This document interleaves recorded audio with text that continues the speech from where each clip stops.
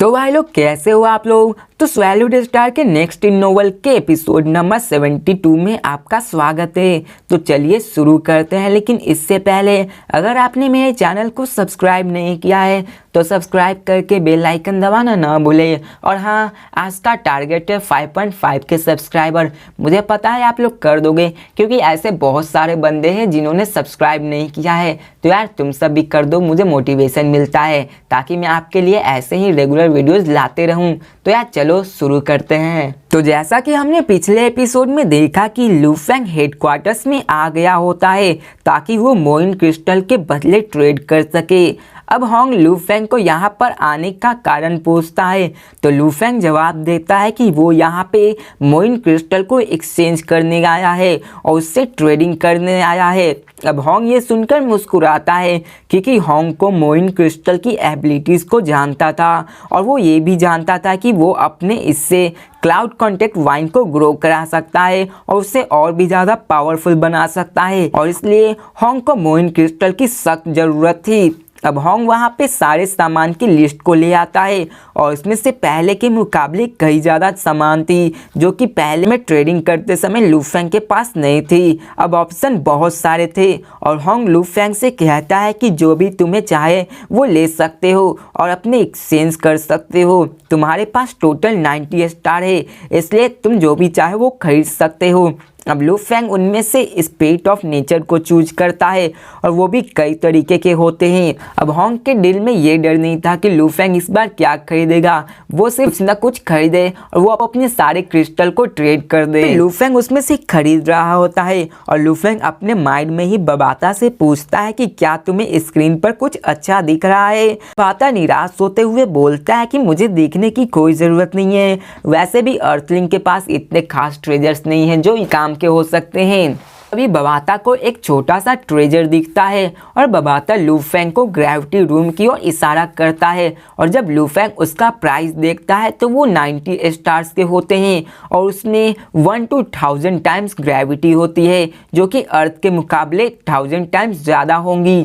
अब इसे देखकर लू फेंग भी शॉक हो जाता है, क्योंकि पिछली बार ये सामान नहीं थे उसके लिस्ट में और इस बार होंग ने इसे यहाँ पे रखा था। इसका मतलब यही कि होंग को इस मोइन क्रिस्टल की सख्त ज़रूरत है, लेकिन उसके प्राइस 90 स्टार थे जो कि लू फेंग के 4 पॉइंट मोइन क्रिस्टल के बराबर थे, और हेड जानते थे कि लू फेंग इसको ज़रूर कर देगा, इसलिए उन्होंने इसके प्राइस को जानबूझकर 90 स्टार रखा हुआ था।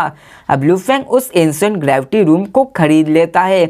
अब इसे सुन देखकर होंग खुश हो जाता है और होंग उन स्पिरिट नेचर के बारे में पूछता है, क्योंकि ग्रेविटी रूम में ही उसके सारे स्टार्स चले गए थे।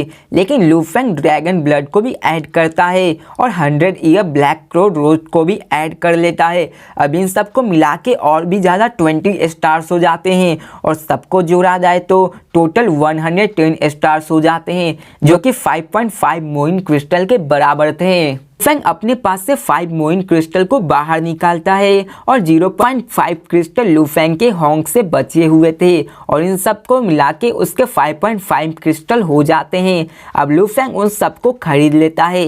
अब होंग लू फेंग से कहता है कि स्पिरिट ऑफ नेचर वो तुम्हें अभी ही मिल जाएगा और एंशिएंट ग्रेविटी रूम के लिए तुम्हें कुछ दिनों तक रुकना होगा और इसके बाद वो तुम्हारे पैलेस तक पहुंचा दिया जाएगा। अब होंग बहुत ही खुश था, क्योंकि पूरे वर्ल्ड के फोर्स मिलकर उस क्रिस्टल को पाना चाहते थे और सब लोग उनकी कैपेबिलिटीज़ को जानते थे, और इसी कारण से कोई भी उनको बेचना नहीं चाहते थे। लेकिन लू फेंग ने उन्हें बेचा था, जिससे कि होंग बहुत ज़्यादा खुश होता है। अब लू फेंग स्पिरिट ऑफ नेचर को लेके अंदर से बाहर निकलता है तो उसे बाहर एक सिल्वर लेडी को दिखाया जाता है, जो कि वही लेडी है जब लू फेंग वहाँ पे आया होता है और उसके 3 गार्ड्स मिलने आए होते हैं। अब उनमें से एक वही लेडी होती है।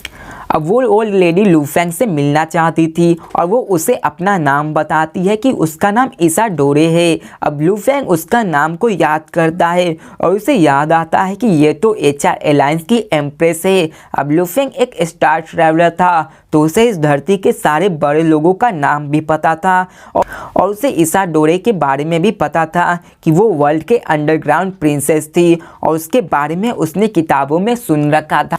अब वो दोनों एक प्राइवेट रूम में बात करने के लिए जाते हैं, जहाँ पर लू फेंग लेडी इसाडोरा से पूछता है कि आपको मुझसे क्या चाहिए। तो लेडी इसाडोरा थोड़ा सा फ्रैंकली होकर लू फेंग से कहती है कि मिस्टी आइलैंड के एक्सकेवेशन के समय सबने मून क्रिस्टल को पाने की चाह थी और सबने वहां पे तुम्हें देखा कि तुमने थर्ड और फोर्थ एल्डर को भी टक्कर दी थी और इसलिए तुम सबकी नज़र तुम पे ही है। अब लू फेंग मुस्कुराता है क्योंकि उस इंसिडेंट के बाद लू फेंग की पावर थर्ड एल्डर के समान हो गई थी और वो लू फेंग से कहती है कि मेरी HR अलायंस उसे चाहती है और तुम उसकी कीमत चाहो तो डिसाइड कर सकते हो। अब लेडी इसाडोरा उस मोइन क्रिस्टल की बात कर रही होती है और फिर लेडी इसाडोरा कहती है कि तुम चाहो तो कोई भी कीमत डिसाइड कर सकते हो, मैं इसमें कोई भी चालाकी नहीं करूँगी। अब लू फेंग ये जान चुका था कि मोइन क्रिस्टल के लिए वो सब यहाँ पे आई थी और लू फेंग ये समझ चुका था कि पूरी दुनिया इसके लिए ही फाइट कर रही है क्योंकि इससे किसी भी वॉर गॉड लेवल का ब्रेक थ्रू कराया जा सकता है और एक आउटगन गॉड ऑफ वार का रिप्रेजेंटेटिव बनाया जा सकता है और इस वर्ल्ड में बहुत ही कम रिप्रेजेंटेटिव है और वैसे भी एक रिप्रेजेंटेटिव जो कि आउटगन गॉड ऑफ वार या कहे तो प्लानिटरी लेवल का होता है, उसकी पावर एक न्यूक्लियर बॉम्ब के समान होती है और वो किसी भी नेशन को आराम से डोमिनेट कर सकती है। और HR अलायंस इसलिए करना चाहती है क्योंकि वो भी अपना एक रिप्रेजेंटेटिव बनाना चाहती है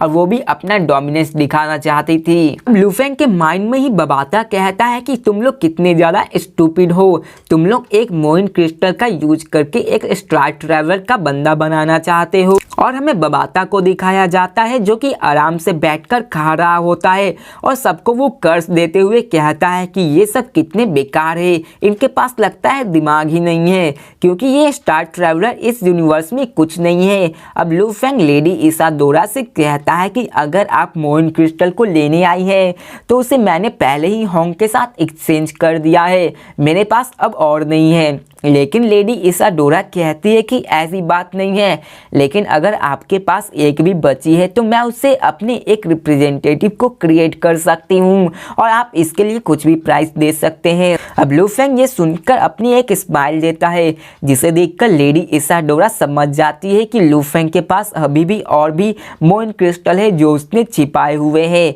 अब लू फेंग लेडी इसाडोरा से कहती है कि ऐसा कैसा होगा कि मैं अगली बार आपसे पर्सनली मिलूं और वैसे भी मुझे एंशिएंट सिविलाइजेशन के आइटम्स पसंद है और ज़्यादातर मुझे स्पेसशिप के आइटम और ऐसे कई आइटम जो कि इस वर्ल्ड के बिलोंग नहीं करते हैं उन सब में दिलचस्पी है। अब ये सुनकर लेडी इसाडोरा शॉक होती है क्योंकि वो एंशिएंट आइटम सीक्रेट होती हैं और उन सबको स्टडी करने के बाद हम नई नई डिस्कवरी कर सकती थी। लेकिन लेडी इसाडोरा इसके लिए मान जाती है और कहती है कि ठीक है, जब अगली बार हम मिलेंगे तो मैं उन सब का लिस्ट तैयार रखूँगी।